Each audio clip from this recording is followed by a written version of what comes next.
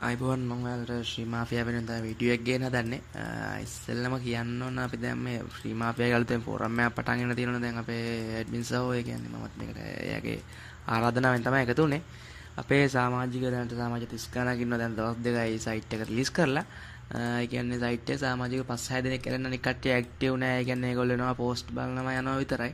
මම නම් කියන්නේ ඉතින් මේකෙන් දෙයක් ඉගෙන ගන්න ඕන නම් අනිවාර්යෙන් දාන පෝස්ට් එකට කමෙන්ට් එකක් වගේ දෙයක්ත් දාලා පොඩ්ඩක් දැම්මොත් ඉතින් අපි කියලා දෙන දෙයක් වුණත් සතුටෙන් පොඩි සතුටක් දැනෙනවා.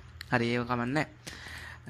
මම අද ඔයාලට කියන්න යන්නේ WordPress site එකක් hack කරගන්න විදිය hack කරනවා කියන්නේ ඉතින් අපි site එක vulnerability එකක් හොයලා තමයි මෙතන වැඩේ කරන්නේ. මේ vulnerability එක තියෙන්නේ මෙන්න මේ right now කියන theme එකේ WordPress වල.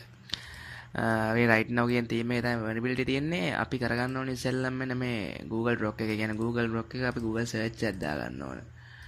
right Google search එකක් දාමු.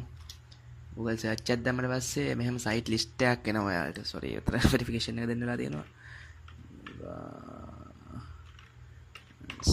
අවල මතක තියාගන්න ඔයාලා මේ වගේ දෙයක් ආද අනිවාර්යෙන් ඔයාලගේ site එකේ proxy change කරලා මේ machine එකේ proxy එකක් දාලා හරි Tor browser එකකින් හරි නැත්නම් onion browser එකකින් හරි use කරන්න. මොකද මේ මෙතන security ප්‍රශ්න මේ කියන්නේ ඔයාලට සමාජයට legal ප්‍රශ්නයක් වෙලා දෙන්න තියෙනවා.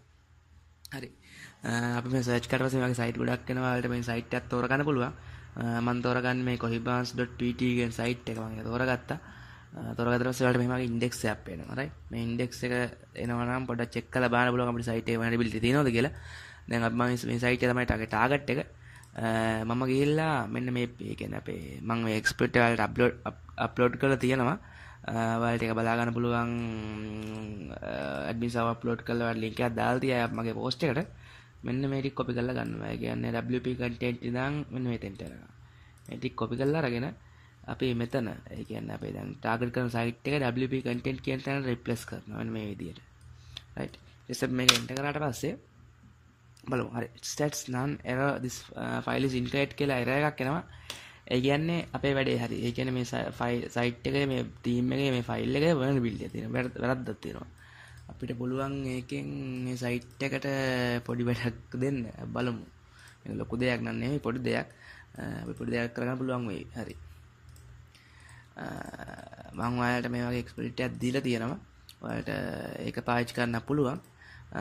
මම තව හදාගෙනත් තියෙනවා. ඒ කියන්නේ මේ ෆයිල් එකම යූස් කරලා තමයි හදාගෙන තියෙන්නේ. හරි. මේ තියෙන්නේ මම හදාගත්ත ෆයිල් එක. අර එක්ස්පිරියන්ස් එකේ තියෙන මේ PHP කෝඩ් එක සම්පූර්ණම තියෙනවා. ඔයාලට මේ PHP කෝඩ් එක අරගෙන මේක කරගන්න පුළුවන්.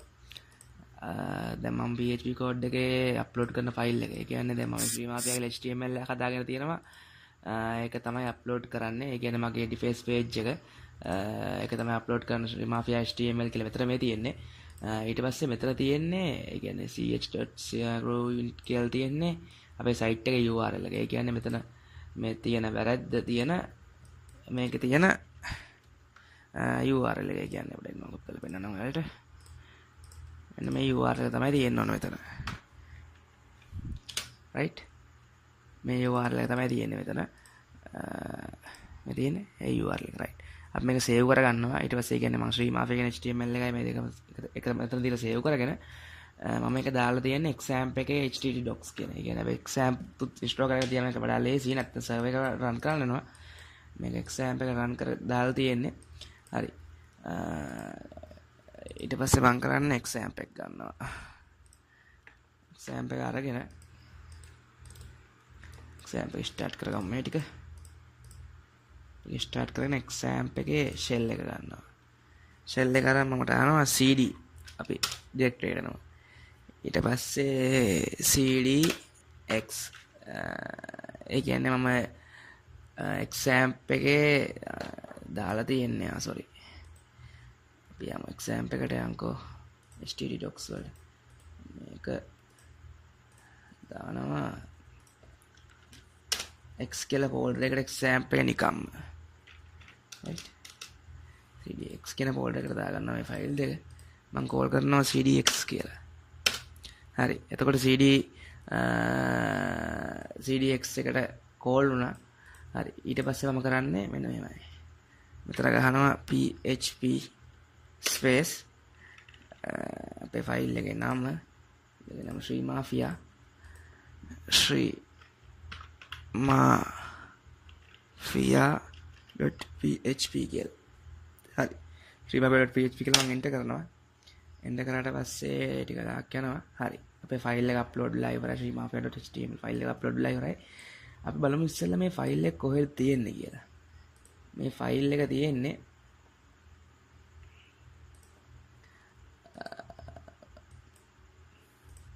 මෙන්න මේ පාත් එකේ. ඒ කියන්නේ අපේ ස්ක්‍රිප්ට් එකේ තියෙනවා මේ පාත් එක. මේ තියෙන්නේ ටාගට් එක wp your file php කියන්නේ මේක මගේ ෆයිල් එක තියෙන php එක. හරි. ගියා මෙතෙන්ට ස්ලෑෂ් එකක් ගැව්වා මේක දුන්නා. අපේලා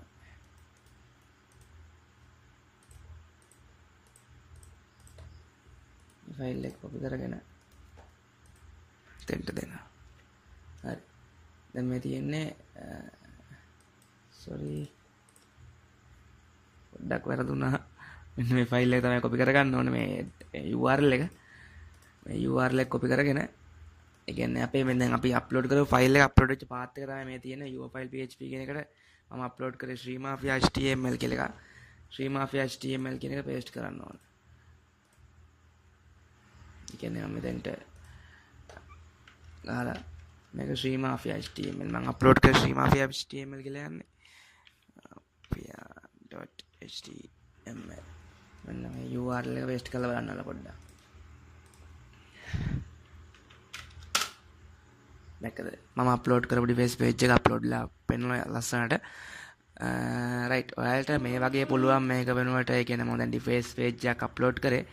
ඔයාලට ඩිවයිස් පේජ් එක වෙනුවට ඔයාලට පුළුවන් ෂෙල් එකක් අප්ලෝඩ් කරලා මේකට ගිහලා ඉන්ඩෙක්ස් එක උනත් ඔයාලා ඩිවයිස් කරලා සයිට් එකක් හැක් කරලා දාන්න. මේක වගේම කිසිම විදිහට මම ගන්න නැහැ. මම ඔයාලට කියලා දුන්න විතරයි. බොහොම ස්තුතියි නම් අපිත් එක්ක එකතු වුණාට. srimafia එක දිගටම එකතු වෙලා ඉන්න. goodbye.